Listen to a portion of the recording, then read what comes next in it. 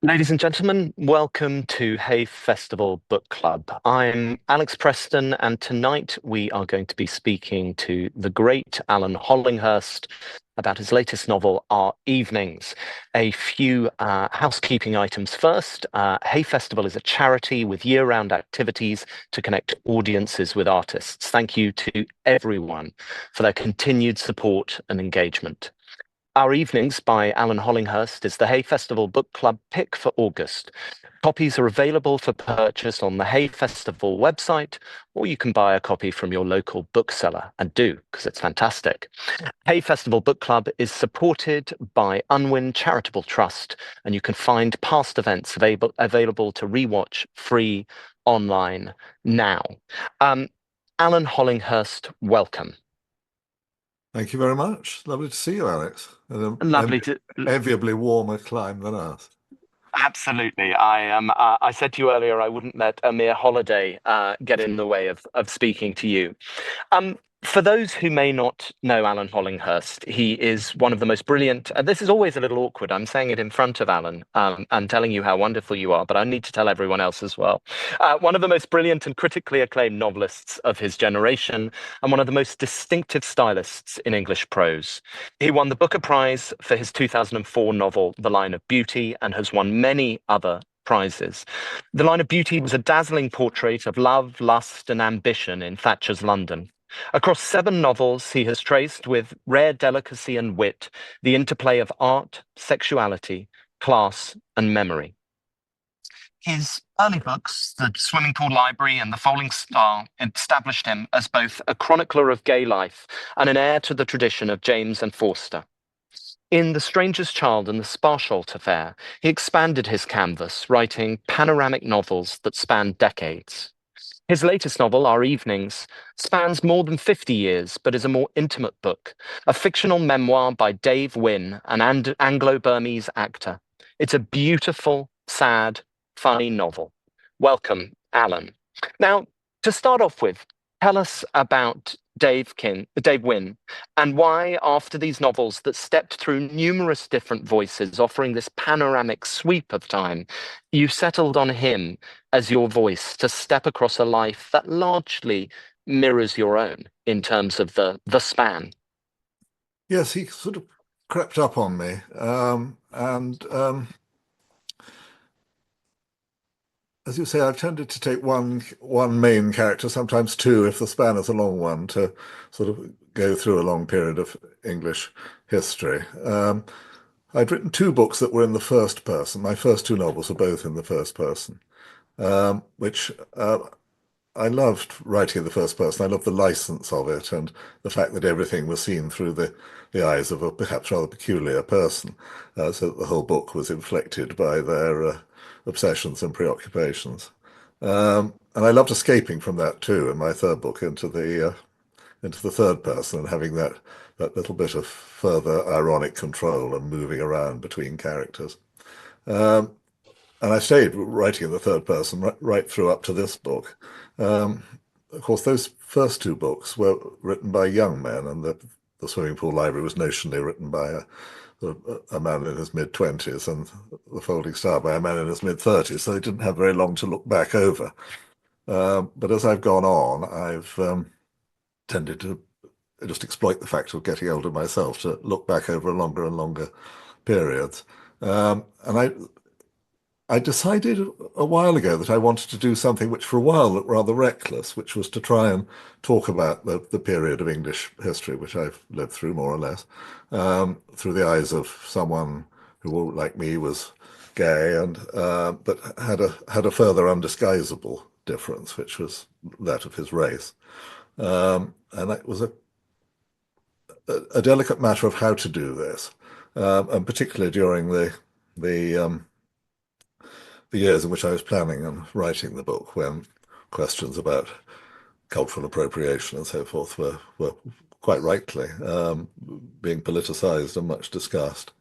Um, I wanted to address issues of racism which had sort of cropped up in my books before, but not to do them from the point of view of a white person, but to do them from the point of view of a person of color. Um, and I saw that I couldn't just write in the persona of someone who was from a major immigrant group with its own substantial literary heritage, such as from a West Indian background or something. The idea of creating a character who was mixed race, who was partly a shy young Englishman like me, but was partly a person who had a completely different heritage about which he knew very little. Seemed to be quite an interesting and sort of tactful way of, of approaching the problem. And, and so Dave was born someone who has an English mother. He's born in 1948, so he's sort of 6 years older than me. He has an English mother. He grows up in a little um, Berkshire country market town. Um, and his father was Burmese, a man he's never met and about whom he knows rather little. He was conceived when his mother was briefly working in Rangoon in the period before Burmese independence. So yes, he's a bit of a conundrum, really, culturally, and it's a conundrum which he never fully solves himself. Well, in some ways, so he becomes a sort of mildly celebrated actor, but really you see him acting from the very outset because the acting is how he tries to make sense of, he describes himself later on in life as a queer old puzzle, but he's really a puzzle from this needs to try and make sense of. And you see him making up these stories about his father. One thing I wanted to ask was the book comes to us as the fictional memoir of that Dave has written towards the latter part of his life in his 60s. And it spends a lot of time in the younger years. Now, we always have a lot of writers on these book club sessions, and the thing as a writer that I kept thinking was, we've got here Alan Hollinghurst, a 60-something man, writing in the guise of Dave Wynne, a 60-something Anglo-Burmese actor, writing a memoir in which he's writing about being a young man.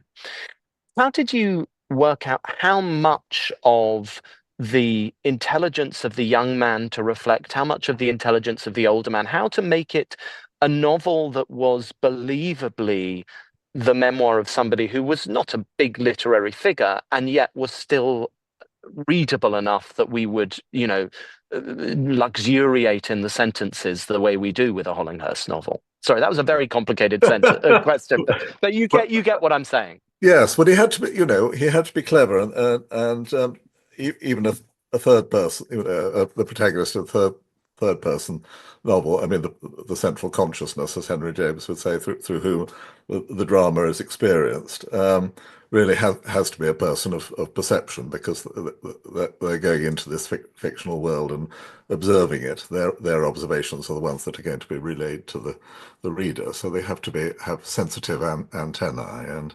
Um, um, it was a complicated question, wasn't it? So I guess you and then I, you through Dave older, and then Dave older, looking at the life of Dave younger and yeah, reflecting on that life. That it struck me as a very interesting kind of Russian doll of authorship. it is a bit, yes. I mean, I keep being struck by very kind of basic questions, the sort of things which are um, hammered out in endless creative writing classes about point of view and so forth. And I'm repeatedly astonished by how complex and fundamental they are, and having thought I got all that nailed quite a long time ago. Uh, the whole question of how a person in his late 60s writes about his early life. Um, does he write about I mean, the book opens when Dave is 13. Is he going to write about this period in language which more or less represents what his sort of perspectives and limitations were at the time? Um, or does he write about it with a more knowingly memoiristic sort of retrospective tone so that you're constantly aware of the writer in the present day? I took absolutely ages sorting that out for myself. And in earlier drafts of the book, I had a great deal of dodging back and forth between the present day and the past. But I felt that the cumulative effect of all that was somehow to lessen the drama of the past. And I think what the reader wants is to be immersed in the fictional world of Dave's life at any one point. So I resolved in the end just to have a sort of present day bit right at the beginning, and then just to run the whole story chronologically. Um, Although it doesn't, it's strangely, and I talked about this in my review in the Observer of the Sparsholt affair, that one of your kind of signature moves is the way you handle both time and the non-appearance of periods of time. Obviously with the Sparsholt affair, the affair itself happens kind of off stage, and it's interesting how one reaches for kind of theatrical metaphors here. But what's interesting here is that the younger life is lived very much as we experience our young life, which is in very concentrated and highly kind of sensory way. And then as Dave ages, time is moved through more swiftly, and there are more of these kind of caesuras, these ellipses where time is passed through in leaps and bounds. And I wondered, is that something to do with the structure of memory? There's an interesting bit at the beginning where Dave talks about the way that as he ages, his memory is coming back to him in new and sharp ways. So tell us about how you handle that idea of the time that you spend with each of the incarnations of Dave that we meet. yes, I mean it goes back to, as you say, to Sparsholt and to The Stranger's Child, the book I wrote before, which both I mean, The Stranger's Child covers nearly a century, I think, and I decided to tell that story in brief episodes, sometimes perhaps just a weekend or something, which is described in great detail over perhaps 100 pages. And then there's a jump of, I think in one case it's nearly 40 years till the next section. So this very elliptical way of dealing with the passage of time. And I thought quite a stimulating one because the reader is suddenly pitched into a new situation and have to sort of find their own bearings and identify characters who might have first not be recognizable to them from how they'd last seen them 30 years ago. Um, and I thought this was a pleasing and fairly original device, but I just couldn't keep doing it forever. And something else, as you've intimated, rather suggested itself when it came to writing Dave's memoir. Here is someone like me who can look back over 60 years. And what was the form, the tempo of that remembering going to be? And the book, in fact, resolved itself in the end into sort of two almost equal halves. And the first half is all sort of about his education, really. So it's Dave at this school, which he's just won a scholarship to at the beginning of the book. And then he wins a scholarship to Oxford. And at the end of his time in Oxford, there's a great sort of crisis, and his life changes significantly. Um, so the tempo of the first half of the book is rather slow, and it does reflect something which has struck me very much as the writer, how earlier periods in my life, which I hadn't really thought about before, come back to me with sudden unexpected fullness, and uh, doors seem to open up, which is actually rather reassuring for the novelist Well, into I was really struck. I immediately found it hugely optimistic. The idea, because I think we have a vision of memory as something that is that one is losing, and the idea that so he Dave says that new and unexpected clarity of 50 years ago, and sorry, sorry, can you hear me? Okay. absolutely, yeah. Apologies for that. Somebody trying to call me rudely. Yes, the idea that he's that memory is recovered, that there are new ways of saying that. I found that very reassuring and kind of yes, and wonderful. Yes, it's a kind. Well, I'm not the first person to have that thought, and I'm sure it crossed Proust's mind at various moments. Yes, this enriched access to a past which you thought you'd lost. But Mm. then the contrary thing, which happens in the second part of the book, which is something which one becomes more and more alarmingly aware of as one gets older, of time speeding up, and whole periods one could more or less work out what it was that one was doing in the late 1980s. But can one remember anything about it? Not really, nothing at all. And the Well, very commonplace thing of things which you say happened last year, and in fact they happened 6 years ago, and so forth. So I wanted the tempo of the book to sort of replicate that and revert it in a way, I suppose, except on a smaller scale to my idea of the jumps in time, so that the episodes sort of have longer periods of time between them, mm.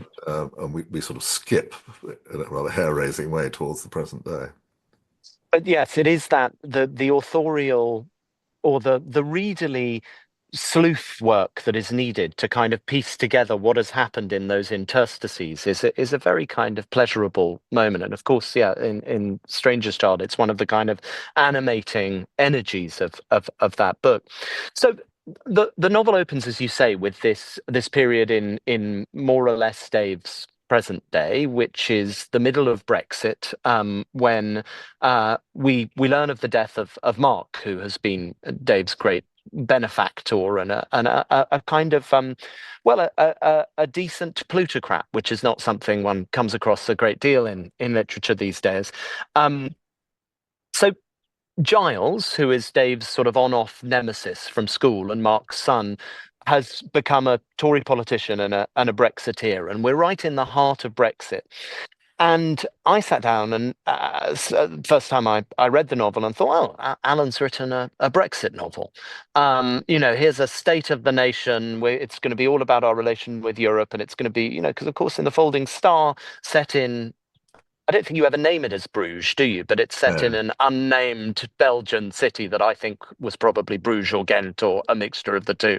yeah. Um, and and yet this doesn't become an issues novel. It's not a state of the nation novel. It's a state of Dave novel, and it is. I always remember you saying when we spoke, I think about The Stranger's Child, that no, your novels accumulate. That you don't set out and say, I'm going to write about this, but things come to you almost, uh, you know, coincidentally or numistically, or that it's not something that you say this is going to be the next subject. So tell us, Brexit is a thing here, but it's not the thing here.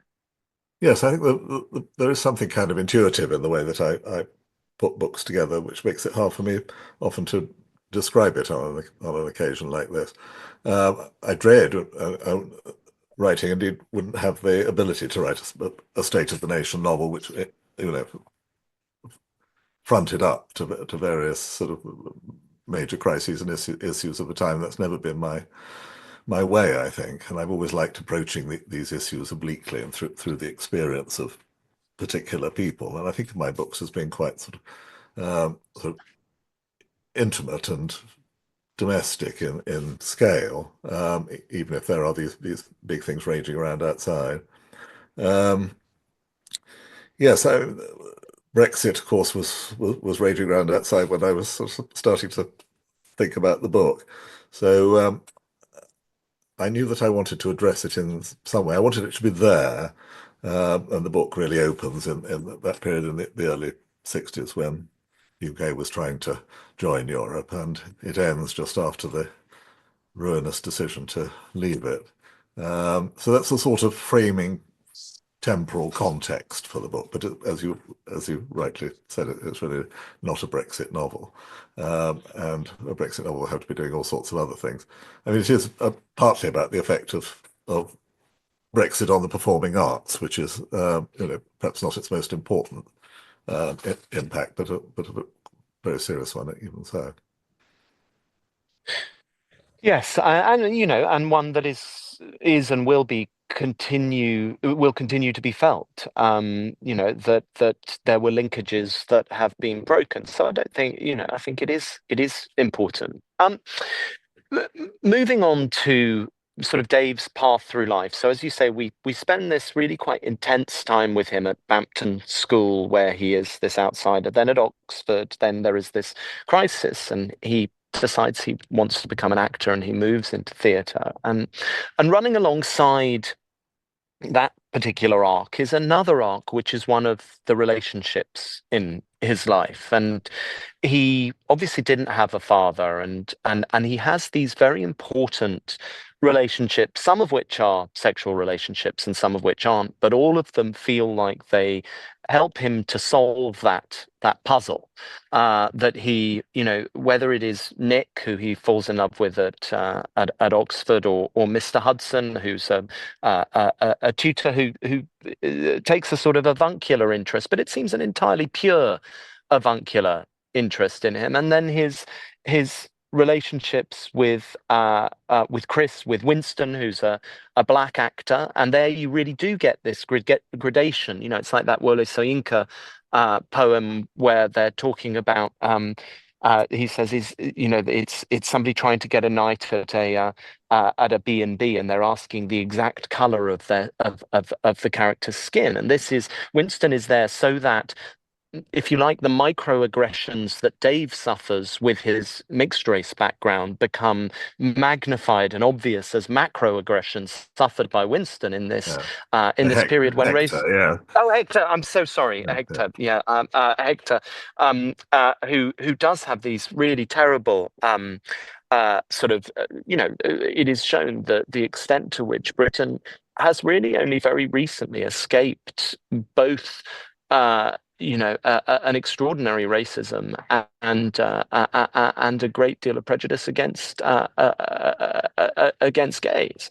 And then Richard, with whom there is a kind of vision of comfort, of escape from that world. And I just wondered, was there a deliberate wish to kind of, with each of those relationships, to show a a progression, a moving on of Dave and who he was and how he lived, and the way that is done through the love of these men in his life?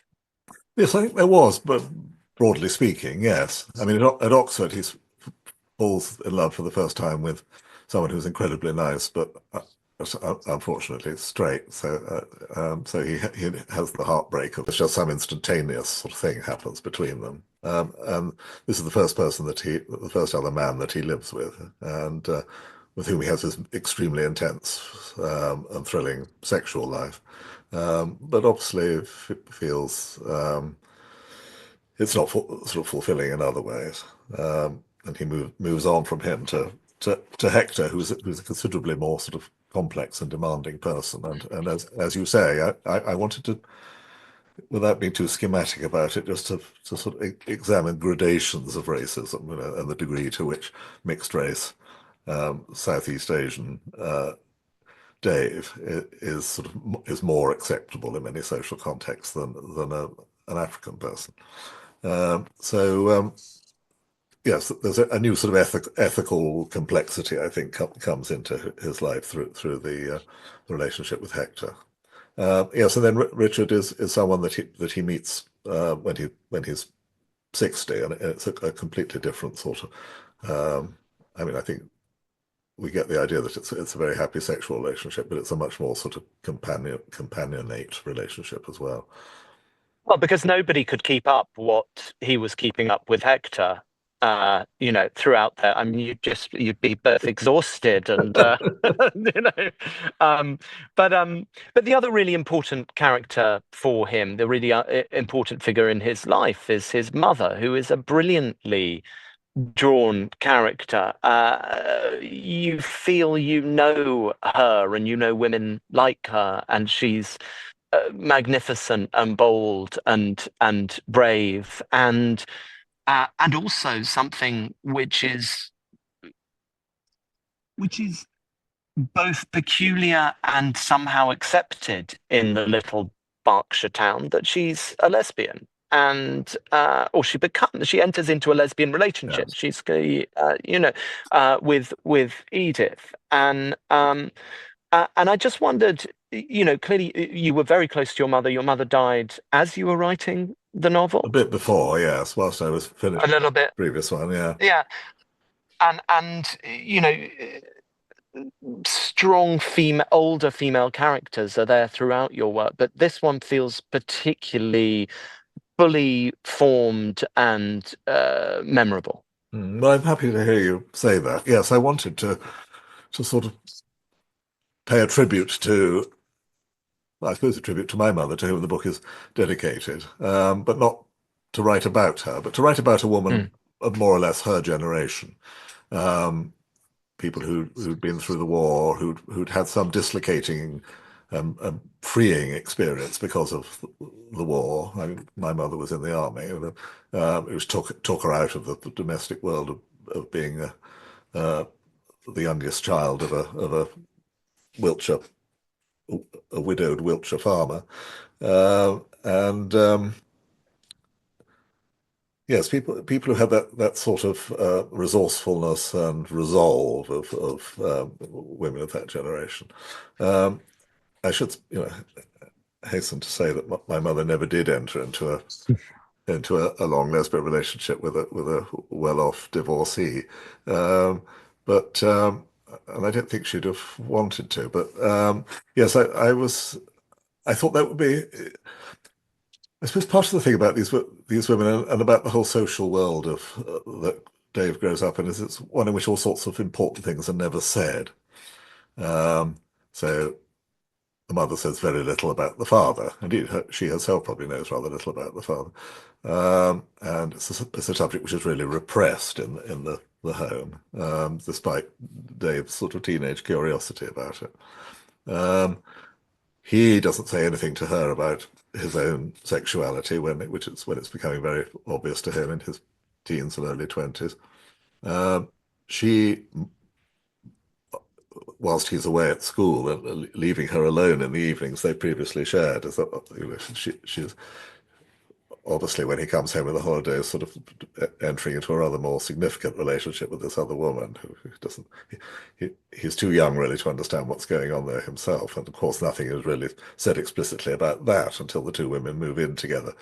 Uh, so that But the whole it's one of the the title itself. It's a piece of music as well, and there are other ways that it's folded into the novel. But it is about the preciousness of those evenings that he had with his mother when it was just the two of them, these two outsiders, becoming something greater than the sum of the parts. Yes, that's beautifully put. Yeah, so that's a feeling that I wanted to have, and it's I suppose in a way something which he's repeatedly trying to recreate. And his own life, because he becomes an actor, of course, sort of dislocates this in other ways. Because if an actor is working, he's actually spending his evenings in the theatre. So there's a sort of instability which the theatrical life introduces it to the whole that little domestic paradigm.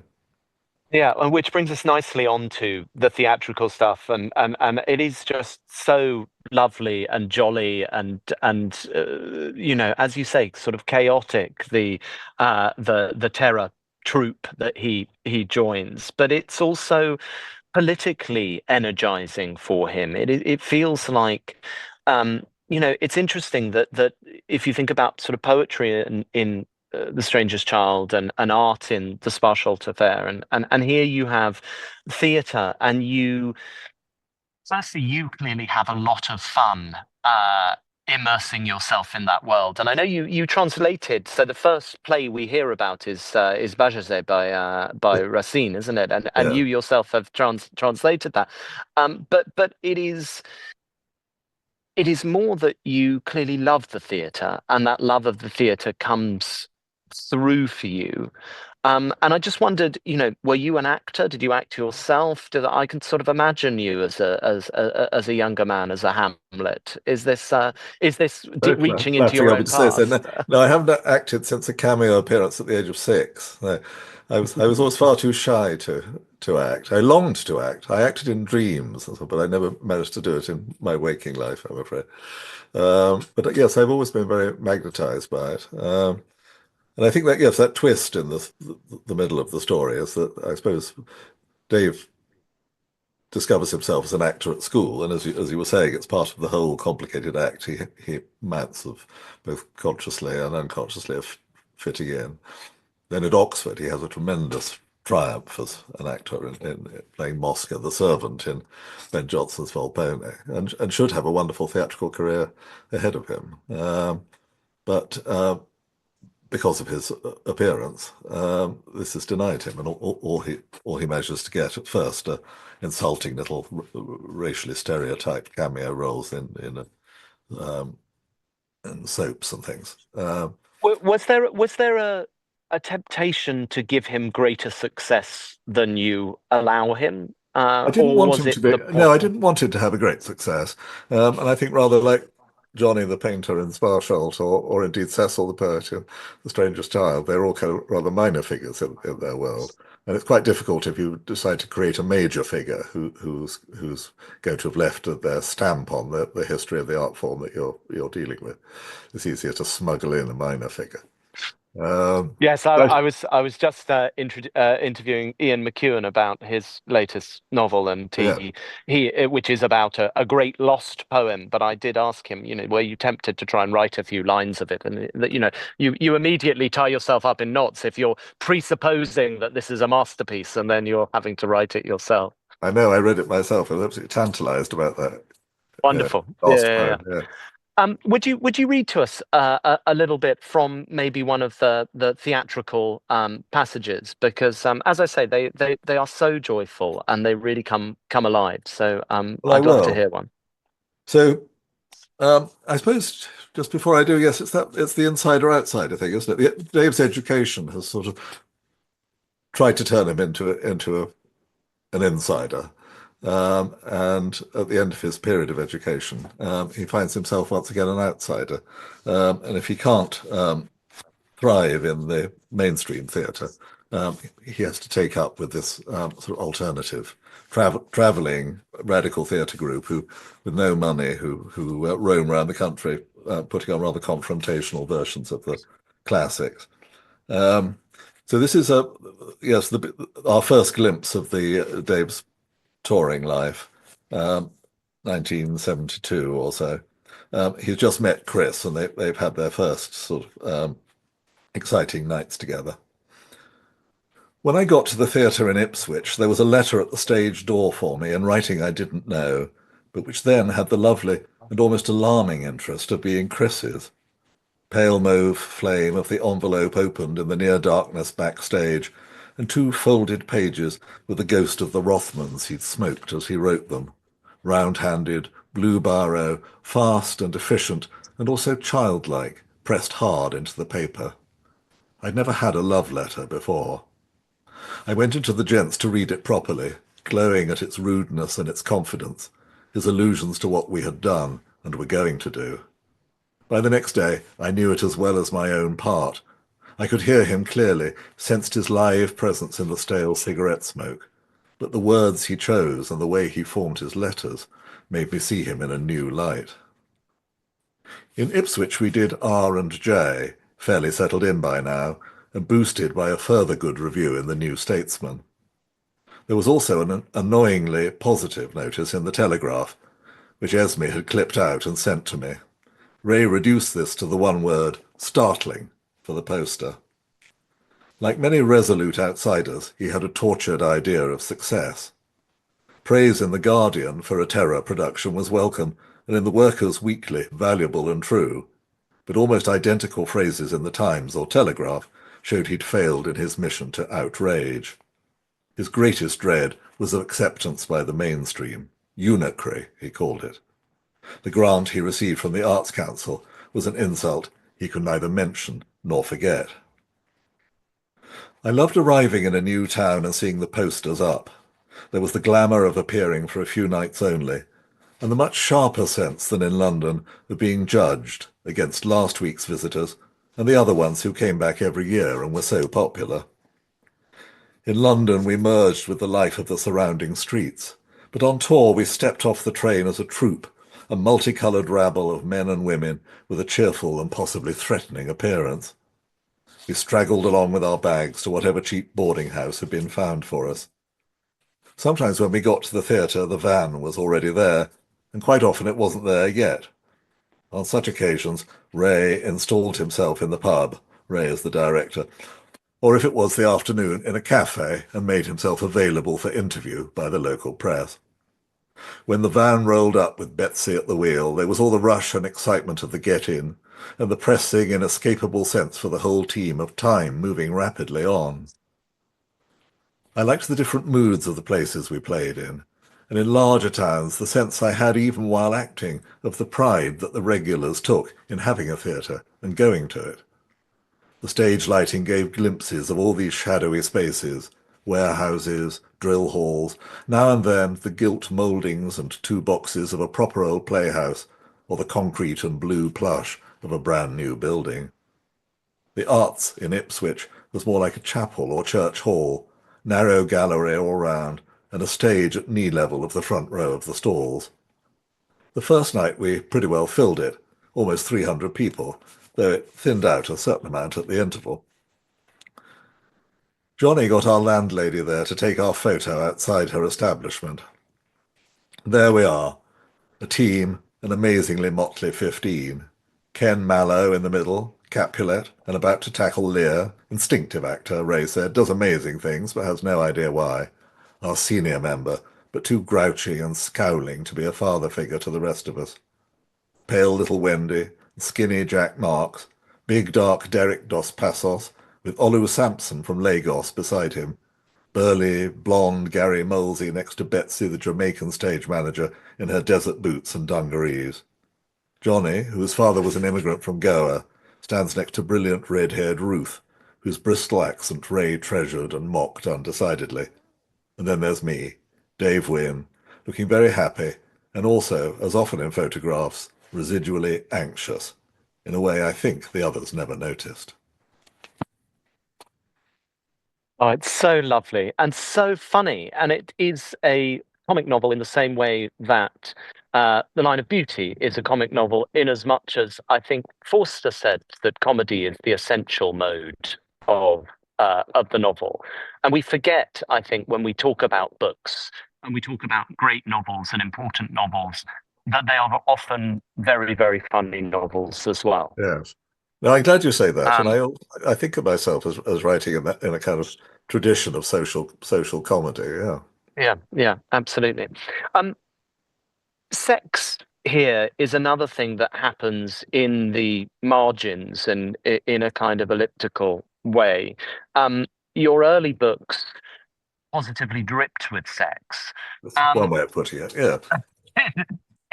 is this the realities of writing as an older man? Is this the fact that you sort of completed that level in the earlier books? Is it just, that the swimming pool library, that's what it was about in many ways? But I just wonder, as somebody who is not able to look at a kind of tree hushed Notting Hill Square in quite the same way again after reading The Line of Beauty, how has the way that you've decided to deal with something that you clearly do better than anyone else? I mean, I wrote a piece for The Observer a while back about the great sex scenes in literature, and I sort of said, well, you begin and end with Alan You Hollinghurst. did very sweetly, yeah. Well, again, it's one of those things, which just like this whole progress that we've sort of been talking about through this evening of getting older and your sort of priorities and preoccupations changing. And as you rightly say, it was very much part of the point of the swimming pool library that this was about a sort of 23-year-old or whatever he was, who's rich and good looking and well hung and sort of perhaps not quite as irresistible as he thinks he is, but but he's rich enough not to have to work really. So and he's just someone who's having a gay old time.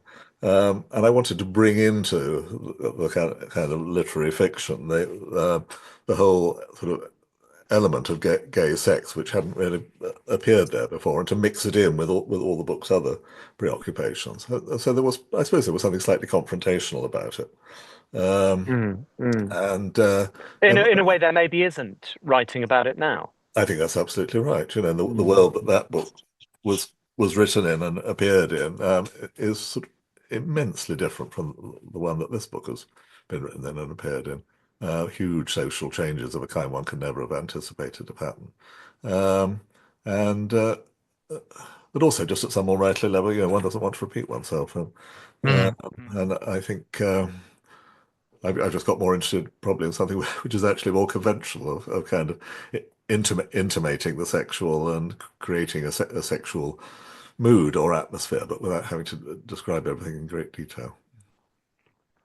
The reason you were so good at it was you are so good at it, but the reason that you were so often singled out as kind of an example for those who were getting a must do better is because you recognize that it's challenging because it is outside of the realm of language, and it operates in a place that is above and beyond what we usually try and express. And that leads me on to, you're so often described as this great stylist in the mode of Henry James or Forster, and with the master of the sentence. And my grandfather used to say to me that he lost interest in plot as he aged as a reader, but he never lost interest in form.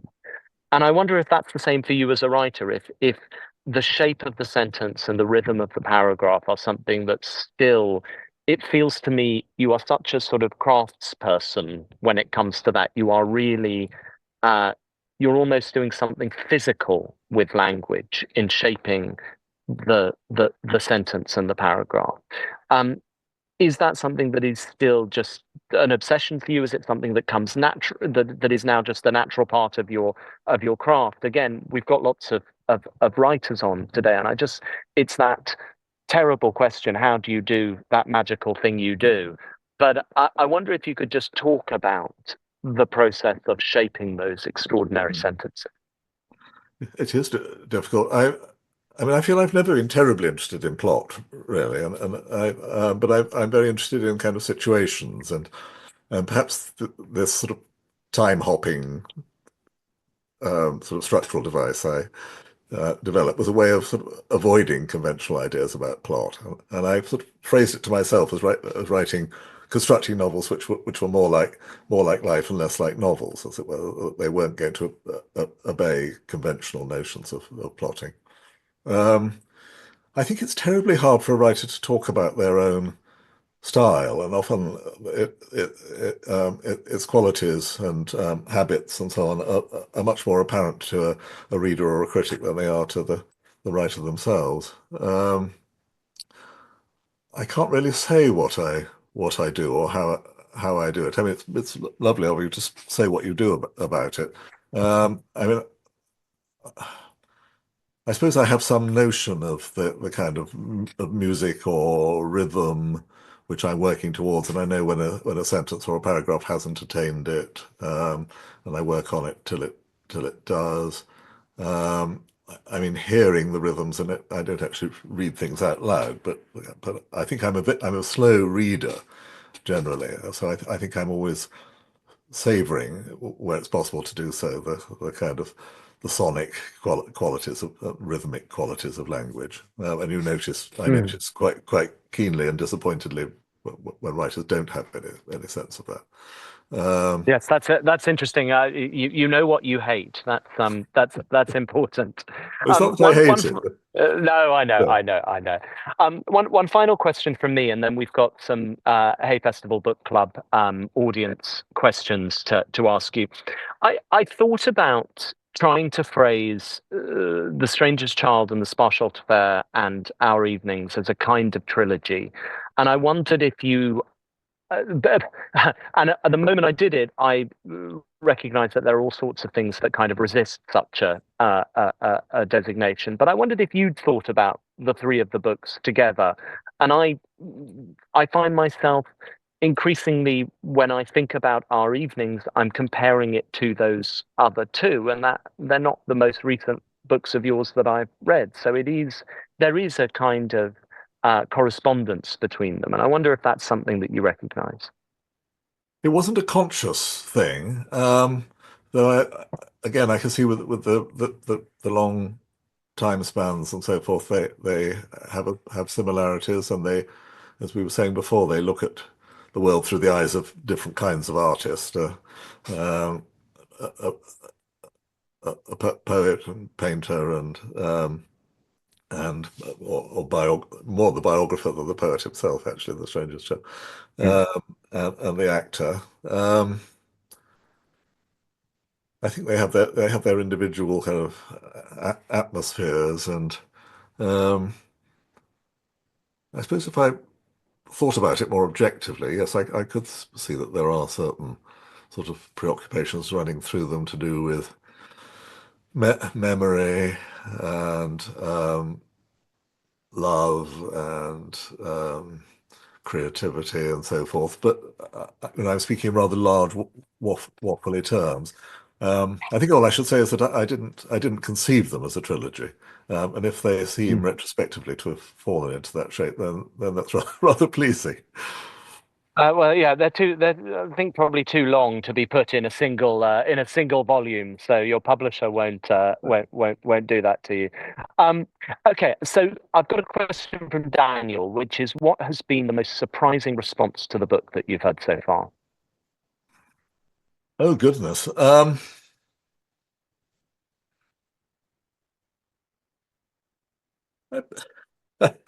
I've been relatively unsurprised, I think, by reactions to it. I mean, I've been disappointed by reactions of people who obviously detested it, um, but There I think can't have been many of those. I hope they were in a minority. Um, I think what I would say has been gratifying to me is that I think, this must reflect something of the way I've written the book, and perhaps about its being cast in the first person, is that I've had much more emotional responses Mm, from mm. readers to the book than I'm used to. And I mean, there are things about the book which we can't talk about in uh, this format because will spoil it for those who haven't yet read it. But it is a book that people have sort of told me how moved they've been by certain aspects of it. And I think I'm sort of used to people, this sounds a vainglorious thing to say, but I'm used to people saying that they were kind of interested, amused, or impressed by a book. But I think there's a new emotional tone, and that's been very gratifying to me. Yes, and I, very consciously didn't even discuss the fact that there was something to discuss there. But it Right. is a book that is written. Well, listen, rereading it, having experienced the ending once, the rereading is an extraordinary and a very different experience. I mean, it undoes you. So Well, yeah, I absolutely understand that. Um, so, a question from Jesse. We follow characters through many decades. What are the challenges of evoking different periods as you write? And how do you overcome them, capturing the details of a specific time and place so vividly? I suppose most of the periods that I'm writing about here, I'd lived through myself, and this thing that we were talking about right at the start about having access in memory to earlier periods. Certainly, in my case, the death of my mother, sort of clearing out her house, selling her house, sort of being confronted with all this sort of documentary evidence, old photographs and documents and so on. Many things I'd not seen before or hadn't seen myself since I was myself a child, was all part of that. Um, Otherwise, I think just doing it fairly intuitively. I'm very wary of over researching things and trying to give authenticity to a description of a period by cramming it with supposedly authentic period details, which actually mysteriously undermines the sense of the authenticity of Yes, the he picture of walked past a the period. newspaper stand. Lennon has been shot. This whole kind of yes, it Yes. is. Um, You can't shoehorn things in, but what you're very good at is the ephemera of a period, I think. is the single object in which the time is concentrated and which then ramifies out that meaning to the entire scene. That's what I like to do if I can. Yes, it's just to light on some suggestive detail. I mean, which triggers things for me as a writer, and I hope it does give the thing that sort of authenticity when it's on the page. So now a question from Thomas. There was a big piece in the Sunday Times recently about how literary novels are getting shorter, but Our Evenings runs 33 pages longer than The Sparsholt Affair. Was this a conscious move to write 33 pages more and therefore buck the trend? And seriously, how does length factor when you're planning your novels? Do you get a sense that this is going to be a big one? Um, what I've done with my last three books is start out with a firm determination to write a short book. And I think I've sort of produced little treatments of them for my publisher or whatever, which say I see this as a book of about 280 pages. And I end up handing in something which is almost twice as long. And this is partly why they take me much longer to write than I anticipate as well.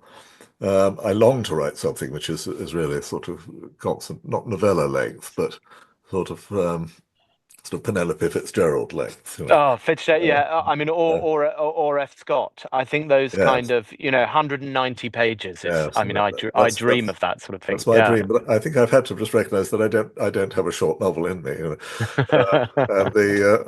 I just find once I get into, I plan a book quite carefully, but there's so much which you can't plan and haven't anticipated. And once I get into it, the material dilates in all sorts of unanticipated ways, and you suddenly find you've got a sort of 500-page monster.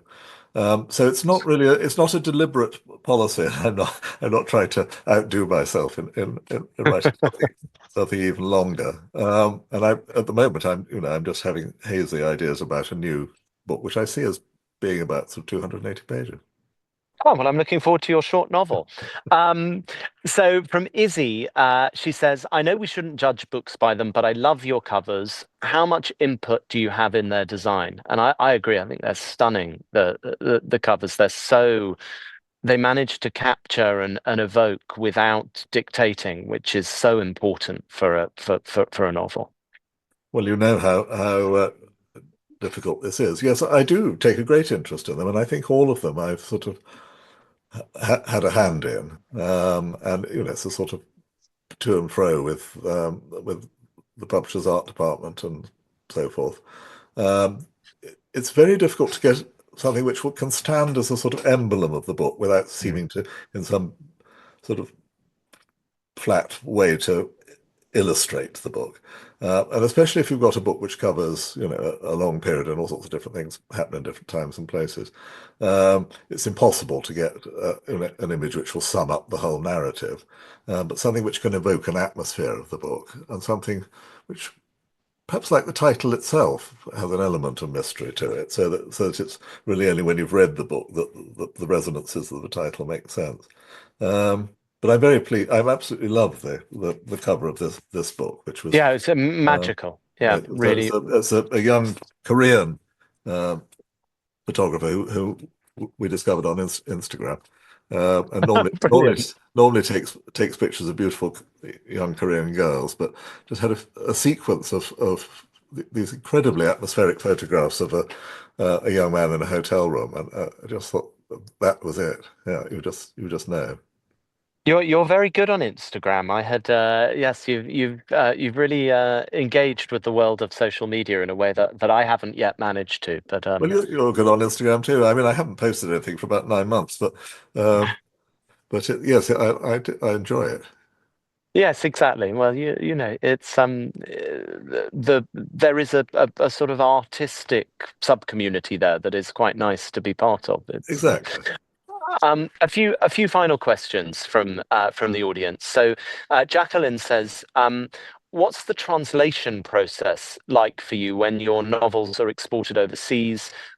Do you have do you play a part in it? And were there any parts of Our Evenings that your translators really struggled with? And I think, one of the things I think there is I'm always interested in how well your books do in America, where I would think they would need translating because it is such a different world for them, and yet people seem to love them over there. So Yes. Well, to answer that point first. Yes, I mean, I thought that our evenings might be just impenetrably English to an American readership. So I've been very pleased how kind of open-heartedly it's been received in America, and actually, being about somewhere else is wonderfully not an excluding characteristic in the book.